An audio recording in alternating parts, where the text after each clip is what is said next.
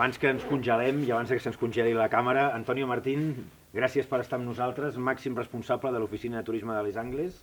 Queda molt poquet per obrir la temporada, està nevant, la primera gran nevada, mitjans de novembre, millor que l'any passat segur, no? Segur, però les condicions que tenim ara mateix no són les mateixes que l'any passat.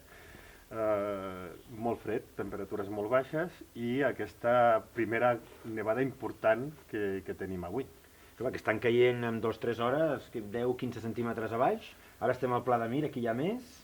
Estem aquí ara mateix, han de veure uns 20-25 centímetres, a dalt a 2.400 estem vora els 40 centímetres i la previsió és, ahir era obrir un 50%, però bueno, si continua així crec que podrem obrir, esperem, el 100%. El 100% el 30 de novembre. Les Angles són dels que s'esperen a tenir-ho tot ben enllestidet, ben preparadet i ben trepitjadet. Preferim obrir més tard, però amb unes molt bones condicions de cara als esquiadors. Home, aquest any fa més fred i hi ha més neu que l'any passat. Sí, evidentment. Continua nevant, com podeu veure. Continua nevant, temperatures molt baixes i bueno, tot preveu, la previsió és molt bona. Doncs ja ho sabeu, el 30 de novembre ens veiem a Les Angles. Antonio, gràcies. Gràcies a vosaltres.